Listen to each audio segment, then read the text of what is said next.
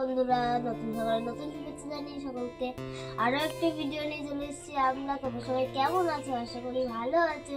আমিও ভালো আছি। এখন বাজে সকাল 8টা আর স্যার আসবে, তাই জন্য আমি তাড়াতাড়ি উঠে পড়েছি। এখন চা নিচ্ছে না, আদা দিয়ে লিকার চা। সেই টেস্ট আদা দিয়ে লিকার চা, খুব ঠান্ডা পড়েছে, সোয়েটার পরেছে ভিতরে দুখানা, তারপরে চালু লাগিয়েছি, তাও ঠান্ডা। ঠান্ডা লাগছে। চলো শুভ সকাল বন্ধুরা। সব কাজ সারা রিমির ইংলিশ স্যার বলেছে তাড়াতাড়ি এখন থেকে সকালে পড়াতে আসবে। আজকে তো মাসের 10 তারিখ, আজকের থেকে মাধ্যমিক পরীক্ষা চালু, মানে মাধ্যমিকের ব্যাচ পুরো শেষ। স্যারদের অনেক আগের থেকে, এক সপ্তাহ আগের থেকে পড়া বন্ধ হয়ে গেছে, তাই রুটিন আবার চেঞ্জ হয়ে গেছে। আর আমাদের ঘরে 12টা মানে 11:30টার দিকে তো ওর ইংলিশ মাস্টার আসতো, তোমরা জানতা, ফ্রি টাইমে পড়াতো। তা আমাদের ঘরে খুব গরম, তো মানে পড়ানো যায় না, এখন থেকে গরম পড়ে যাচ্ছে। তাই মাস্টারমশাই বলেছে যে এখন থেকে সকালেই আসবে। তা এখন বাজে 8টা, রিমি পড়তে বসে গেছে। সত্যি সত্যি এই চা বিস্কুট খেয়ে তারপরে কাজুটা দেবো যদি স্যার আসতে না আসে।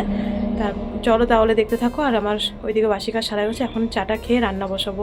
ও তার মধ্যে আবার দোকানে দেখছি বাবা গেছে মাল আনতে, দোকানের মাল আনতে গেছে, আবার দোকানেও দেখছি ওইদিকে।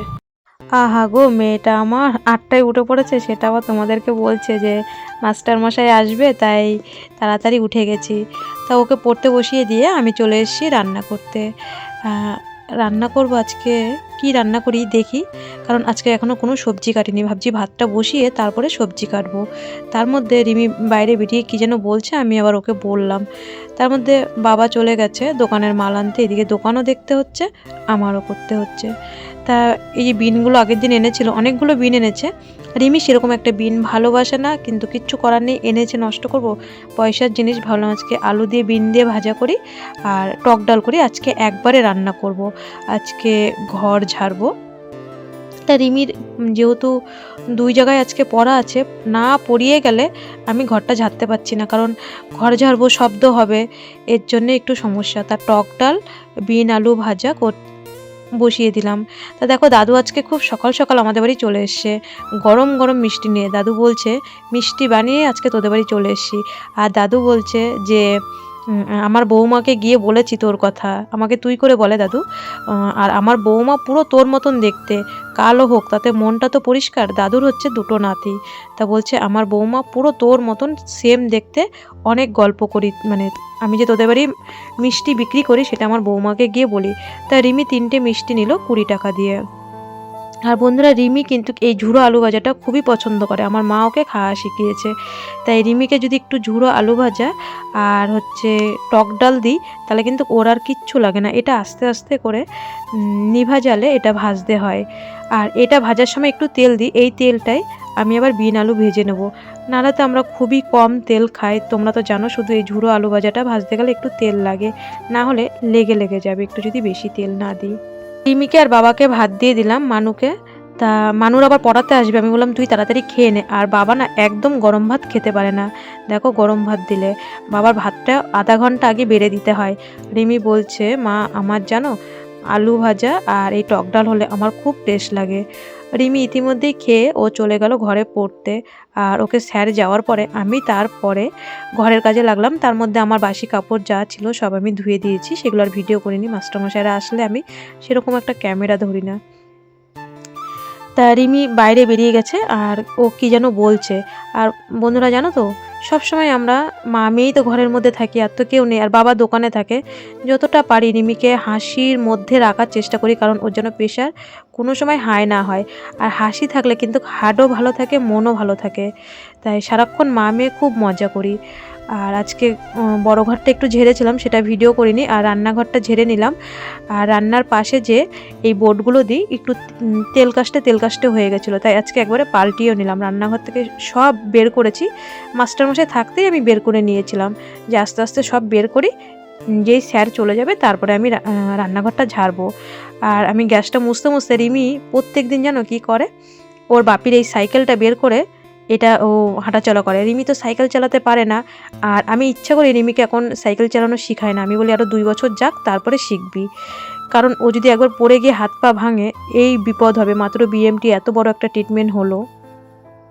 তা রিমি সাইকেল চালাচ্ছে, আমি বললাম সাবধানে চালাবি, আমি বর্মাদের বাড়ি থেকে আমি গোবর নিয়ে আসি।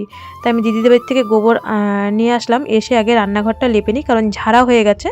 আর বড় ঘরটা কালকে ঝাড়বো। বড় ঘরটাও হালকা হালকা, দেখো ঘর প্রত্যেক দিনই ঝাড়ি ঝুল, আর আজকে একটু ভালো করেই ঝেড়ে নিলাম। ভাবছি যে কালকে ভোরবেলা উঠে বারান্দাটা আর ঘরটা লেপে নেবো, কারণ অনেক দিন হয়ে গেছে লেপা হয় না, মাটির ঘরে না লেপলে ভালো লাগে না। তো এদিকে লেপে এসে রিমিকে আজকে সকালে কাজু দিয়েছিলাম। ও বলছে মা আমার না সকালবেলা কাজু আর খেজুর খেলে গা পাকায়। তো আমি বললাম ঠিক আছে, বেলা হলেই খাস। তো ও বলছে আমন্ডটা আমার খেতে ইচ্ছা করে না, আমাকে জোর করে দাও, আমার হচ্ছে কাজুটাই বেশি ভালো লাগে। আমি বললাম অন্তত একটা খা, আর 4টে কাজু ছিল, তো খেজুর ভালোবাসে না বলে খেজুর দিইনি। তা এখন আস্তে আস্তে সব কাজ সেরে আমি স্নান করে নেব। রিমির কটা জামা কাপড় ছিল কটা কাচলাম, আর বাসন কটা মেজে জামা কাপড় কটা মেলে তারপরে আমি স্নান করে নেব। তার মধ্যে রিমিকে স্নান করিয়ে দিলাম, গায়ে ক্রিম মেখে দিলাম, সব কমপ্লিট করে দিই। 1 মিনিট জানো না বন্ধুরা, আমি একটু বসার টাইম পাই না।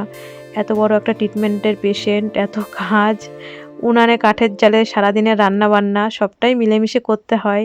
যদি আমি গ্যাস বাঁচাতে পারি 1 মাসের, সেটা আমারই থাকবে।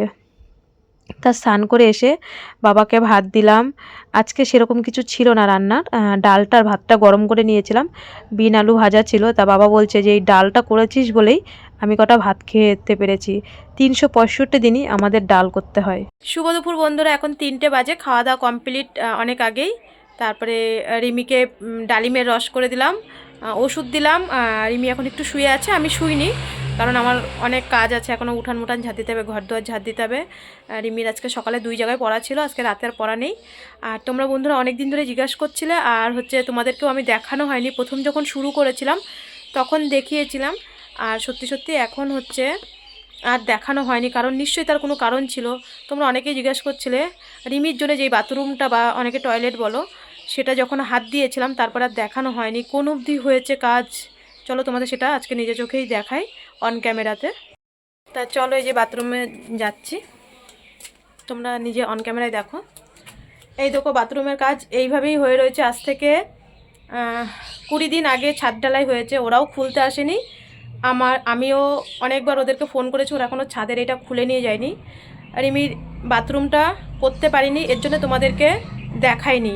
ভেবেছিলাম যেদিনকে করতে পারবো সেদিনকে দেখাবো। এই যে বাথরুম, আর এই যে পটি করা, মানে এটা হচ্ছে এটা বাথরুম, আর এটা পায়খানা। তা কমপ্লিট করতে পারিনি বলে তোমাদেরকে দেখায়নি, সম্পূর্ণই কাজটা রয়েছে, শুধু এই ইট কটাই উঠেছে। হয়তো অনেকে ভেবেছে কি বাথরুম করেছি কি দেখাচ্ছি না, ভেবেছিলাম জবে করতে পারবো। রিমিকে ওই বাথরুমটার এমনই অবস্থা খারাপ, ওই যে ওই বাথরুমটা দেখাচ্ছি,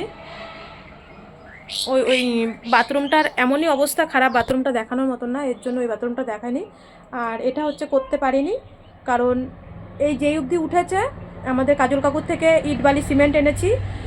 রিমির বিএমটির সময় এই পাড়ার মধ্যে কাজল কাকু, সুদর্শন কাকু, দিলীপ কাকু, ওরা তিন ভাই রিমিকে বিএমটির জন্য সাহায্য করেছিল। আর ওনাদের বোন পিসিমা, এই বাড়ির পাশে বাড়ি, পিসিমা দিয়েছিল এই পাড়ার মধ্যে আমার বিএমটির সময়, আর বিনিতার বাবা দিয়েছিল এই সাহায্য করার মধ্যে। এই হচ্ছে আমার সাহায্য, ওরা 3 ভাই অনেকটাই সাহায্য করেছে। তা আমি কাকুকে যখন বলেছিলাম কাকু রিমির তো এরকম বিএমটি হয়েছে, রিমি আমরা যেই বাথরুমটা ইউজ করবো রিমি সেটা করতে পারবে না, তখন কাকু বলেছিল ঠিক আছে বৌমা তুমি বাকিতে করো, তুমি জবে পারবে তবে পয়সা দেবে। অবশ্যই তাদেরকে দেখাবো ওই চাতাল বাড়িতে।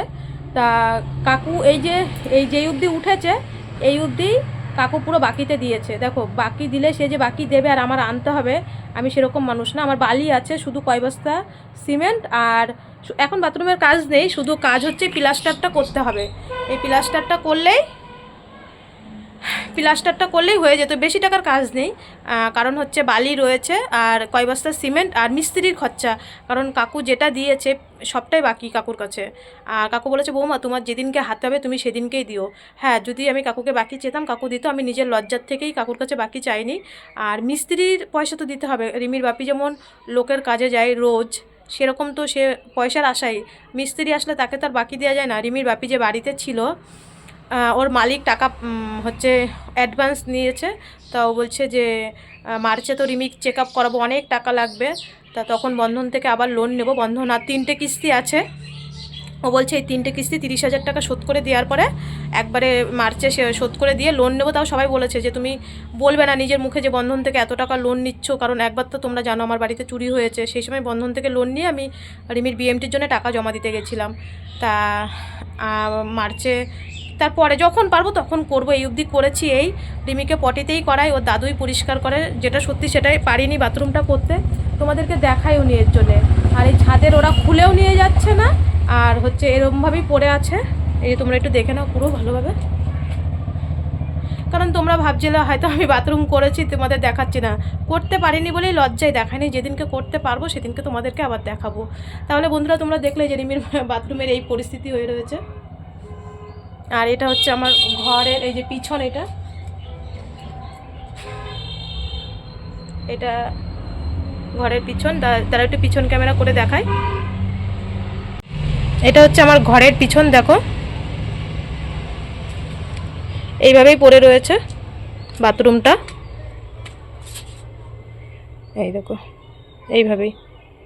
ফলে যেদিনকে করতে পারবো সেদিনকে তোমাদেরকে আবার দেখাবো, এটাই আর কি। আজকে আমার অনেক দিন ধরেই ভাবছি ভিডিওটা না করলে তোমরা ভাববে হয়তো দিদিভাই বাথরুম করলো, কিন্তু দেখায়নি, আমার সামর্থ্যতে হয়নি। সবথেকে বড় কথা হচ্ছে আমি বাকিতে করলে করতে পারতাম, আমি বাকিতে করিনি। মিস্ত্রি খরচাটা অন্তত লাগবে, সেটাও আমার করার মতন সামর্থ্য নেই। সবথেকে বড় কথা হচ্ছে মার্চে রিমিকে নিয়ে যাব প্রায় আমার 40,000 টাকার কাছাকাছি। 3 মাসের ওষুধ যদি 3 মাসের দেয় 27,000 টাকার, আর যদি 6 মাসের ওষুধ দেয় তাহলে 54,000 টাকার ওষুধ, যদি 6 মাসের আবার পরে চেক আপের ডেট দেয় এবার 54,000 টাকা, তাহলে 60,000 টাকার কাছাকাছি। আর 3 মাস দিলে প্রায় 40,000, আর হ্যাঁ 6 মাস দিলে প্রায় 70,000 টাকার কাছাকাছি। আগে মেয়ের ট্রিটমেন্ট, তারপরে সব কিছু। আর জানি আমি জীবনে কোনোদিন ঘর করতে পারবো না, চলো আমি ঘরে গিয়ে তোমাদের সবটা বলছি। তোমরা হয়তো অনেকেই আমাকে কমেন্ট করেছো দিদিভাই তুমি ঘরের জন্য অ্যাপ্লাই করছো না। দেখো আজকে 10 বছর ধরে আমি ঘরের জন্য অ্যাপ্লাই করছি। যারা জানো যে ঘরের জন্য কোথায় কোথায় ফোন করতে হয়, আমি সেখানে সপ্তাহে সপ্তাহে ফোন করছি, সব জায়গায় ফোন করছি। একটা ঘরের জন্য আমি অনেক রকম চেষ্টা, যতটা চেষ্টা করতে হয়, কারণ আমার দাদা এই সব লাইনে আছে। আমার দাদা বলে দেখ বোন, আমরা তো নদিয়া ডিস্ট্রিক্টে, আমরা কিছু করতে পারবো না, আর আমার হচ্ছে উত্তর 24 পরগনা ডিস্ট্রিক্টে বিয়ে হয়েছে। বলে তোদের ওখানকার যারা আর কি ঘর দেয়, বুঝতেই পারছো যে তারা কেমন মানুষ। আমি কোনো রকম সরকার থেকে কোনো সুযোগ সুবিধা কিচ্ছু পাই না। অনেকবার আমার শ্বশুরের নামে ঘর এসে, যেটা সত্যি সেটাই, এসে চলে যায়, এসে চলে যায়। কী করে চলে যায় ভগবান আমি জানিও না। একবার তো ঘর এসে আমরা ঘরে হাত দেবো, সকালে এসে বলছে যে রিমির বাপি, মানে বাড়িতে আর কি ঠাকুরদাস বলে ডাকে, যে ঠাকুরদাস তোদের ঘর এসে, আমরা ঘরে হাত দেবো। আজ থেকে অনেক বছর আগের কথা। তা ঘরে হাত দেবো, মিস্ত্রি ডেকেছি, এই ঘরটা ভেঙে ফেলবো। হট করে বলছে কি কয়েক ঘন্টার মধ্যে বলছে না না তোদের ঘর আসেনি। তখন আমার দাদা বলছিল যে তুই কাগজপত্রগুলো নিয়ে এখনই বিডিও অফিসে চলে যা। কেন যে ঘর আসা ঘর, কারণ আমার দাদা তো এইসব লাইনেই আছে বড়দা, কেন ঘরটা তোদের রিজেক্ট হয়ে গেল। তা আমি আর যাইনি, হয়তো সেটা আমাদের নিজেদের মান সম্মানের জন্য আমি যাইনি বিডিও অফিসে। আমি বলি থাক, যদি কোনো দিন ভগবান আমার সামর্থ্য দেয় করবো, যদি সরকার থেকে পাবো। অনেকে আমাকে কমেন্ট করছো দিদি, আমি জানো না এই একটা ঘর পাওয়ার জন্যে আমি আজকে 10 বছর ধরে যত রকম আমার শ্বশুরের কাগজপত্র সব কিছু ঠিকঠাক করেছি। শুনি ঘর আসে, কিন্তু ঘর আসে না। আর সবথেকে বড় কথা হচ্ছে, তোমরা জানো রিমির বাপি বাড়ি থাকে না। ও যে মানে কারোর পিছনে দৌড়াবে বা কাউকে তেল দিয়ে চলবে, ও তো বাড়িই থাকে না।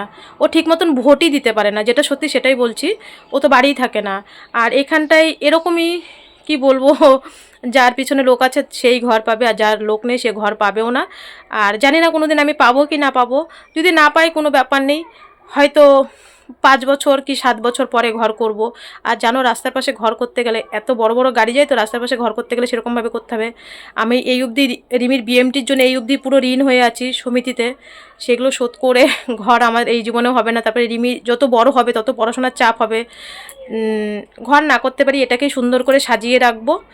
আমি ঘরের জন্য প্রচুর পরিমাণে, আমি যেখানে যেখানে ফোন করতে হয়, যা যা করতে হয় সবটাই আমার দাদা আমাকে শিখিয়ে দেয়, আমি সেটাই করি। যদি না পাই তাহলে তো কিছু করার নেই।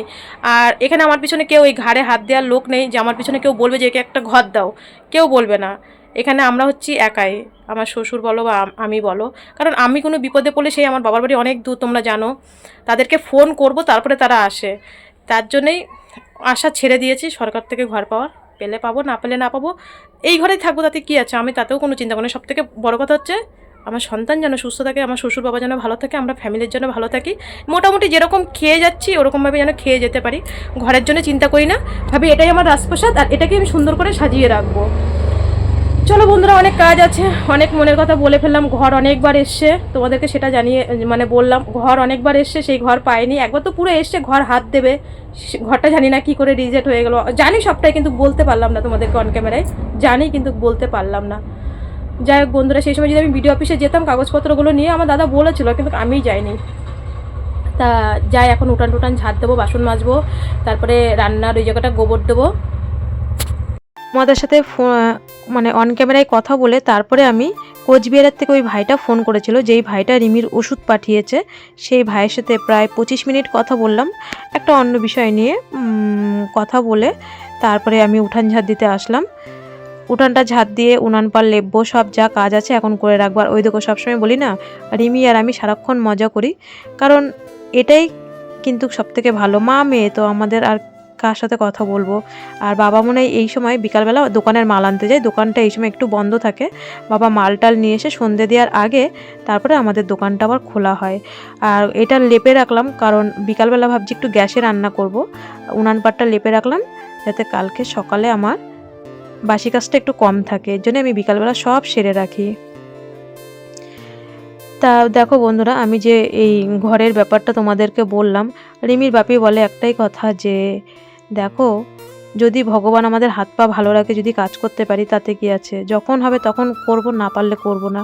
আর ওই একটা মানুষকে তো এত চাপ দিয়ে তো লাভ নেই, সেই বা কী করবে, যেটুক তার উপার্জন সেইটুকুই আমাদেরকে দেয়। তা বন্ধুরা, আমি দেখো গ্যাসে প্রথমেই জ্বালাতে এসেছি, আজকে যে গ্যাসটা ধুলাম ওই বাটিটা সেট মতন লাগানো হয়নি, তাই প্রথমেই গ্যাসটা ওরকমভাবে করে উঠলো।